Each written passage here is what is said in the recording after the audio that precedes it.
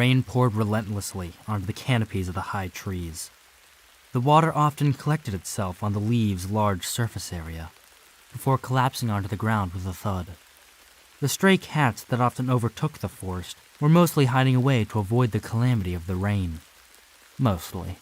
A somewhat tall, reddish-brown cat wandered through the otherwise desolate forest, trying their best to ignore the rain, though occasionally having the misfortune of stepping onto large puddles. Or even worse, dealing with the larger buildup of water falling directly onto them, soaking their unusually well-kept and styled fur. When this happens, the cat would hiss at the sky, usually obscenities. They trudged on regardless, occasionally shaking their paws at the rainwater, like that would change anything at all. Eventually, the now drenched cat reached 3 equally cold and rain-soaked individuals, though only 2 seemed to be living. Oh, crested dust, is it? The tallest cat questioned, his ears flicking in disinterest toward the named individual. And where might your precious leader be, I thought this cat was a senior warrior. Is that not important enough to warrant her being here?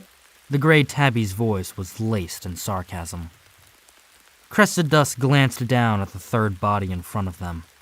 It was mangled and brutalized, almost beyond recognition. If not for the patches of cream fur that loosely stuck to the body, Crested Dust probably wouldn't have recognized the warrior. Wheatstar didn't want to come all the way out here, just to see your best friend ripped open. I hope you can understand. Parsley Stripe is... Crested Dust stammered for a moment. was. He was a good warrior. This shouldn't be his legacy. They stared at the unmoving corpse once more. They were definitely glad Wheatstar wasn't present. Regardless, I'm her deputy, so I shouldn't be treated any lower than the leader herself. Right? The tabby looked as though he would reply with another snarky remark, but merely nodded in response. The second cat finally perked up, though her eyes did not move from the body below her paws. How many of your cats have died from this now? 6? We've had 13 casualties this year. Brindlestar here said he's only had 3. So... 7. Alpaca Claw, Newt Mist, Baytooth, Flower Hail, Spark Dew, Ramkit, and now Parsley Stripe. That's 7 dead. Crested Dust thought for a second, the rain causing his whiskers to twitch. Do you two reckon they're getting more violent? The infected, I mean. The first few kills weren't so brutal. At least they didn't seem so. If they are, Brindlestar began, then your clan needs to be more wary. Your patrols must be bigger, more escorts to lone warriors, etc., etc. You should know this by now. The Tom waved his left paw around in an exaggerated motion. His tone of voice was clearly bored. Auburnstar bristled at this, staring at Brindlestar with an irritated expression.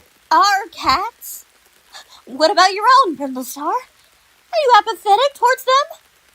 You might as well join Burrow Clan with an attitude like that. Don't forget about your pesky temper, Auburnstar. Brindlestar's voice almost sounded mocking as he cut her off. I'm not saying anything of the sorts, but my clan hasn't had many casualties. Clover Clan, and especially your clan on the other paw, you've got scraps of a clan, if you should even call it that. Brindlestar carefully groomed a part of his fur, which had been misplaced in the downpour. Auburnstar scowled at the cat. Crested Dust examined the area the 3 were in, and where Parsley Stripe had seemingly been attacked. It wasn't unlike the other sites of similar incidents, covered in thick bushes and tall trees, secluded, dark, and lonesome. Parsley Stripe had died alone. That was obvious. Crested Dust quickly caught notice of a particular track of paw prints leading to the south. They were spaced out, almost as though the perpetrator had limped away from the site. Are we finished here? I want to go back to my clan as soon as possible. And quite frankly, there doesn't seem much left to discuss. Brindlestar complained, breaking the uncomfortable silence. I think so. Crested Dust? Have any more you'd like to add? Crested Dust shook their head, glancing upwards at the sky. While it was still raining, the clouds had gotten lighter. Seems like it's sunrise. I like my sleep, and while I take myself as a pretty damn good fighter, I really don't want to get attacked on the way home. There was a slight twinge of attitude in the cat's voice, though the other two shrugged it off. Brindlestar and Auburnstar swiftly trotted their respective separate ways, leaving Crested Dust with the grueling task of dragging Parsley Stripe's body back home. As much as they knew it would pain Wheatstar, Crested Dust had noticed some things odd about this body. The Gore aside, Parsley Stripe's body wasn't a shade of crimson or scarlet, but rather of dark green, almost black. Instead of flowing like blood typically does, it stuck to his body unnaturally, making Crested Dust shudder. Furthermore, the entire environment the corpse was discovered in made Crested Dust uneasy.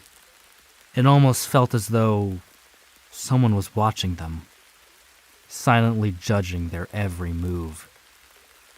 It wasn't until they walked across the river that guarded Clover Clan camp that Crested Dust finally felt a sense of ease and let out a sigh of relief.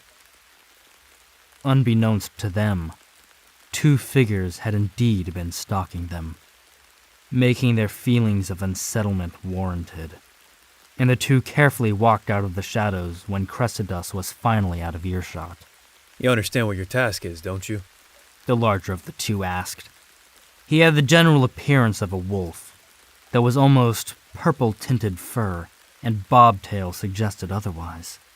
The second, a regular-looking cat with bright green eyes that bounced off the rain in a blinding fashion, seemed unfazed by his companion's odd appearance. Yes, sir. Trust me, I'll keep an eye on them. You can always count on me. Do I tell them anything about the Nova? Or keep it to myself? The orange-spotted cat questioned. The wolf shook his head. Don't let them onto anything. He simply replied, before thinking for a moment. Do you remember your name to them, Lycoris? Lycoris remained silent, which worried the wolf, before answering with bliss and ease. Agatha, right? There's no last names in this place if I remember correctly. The wolf's relieved smile comforted the ginger cat, and he got up to leave. Good. Good luck, Lycoris. Please, don't let me down. Trust me, Professor, I wouldn't dream of it. I'd rather dive Nova than deal with your wrath. The newly named Agatha quickly jumped into the bushes, leaving his friend looking rather conflicted, before he too walked silently into the night, the onslaught of rain replacing any sounds of paw steps the large animal might have left, and covering his tracks in an instant.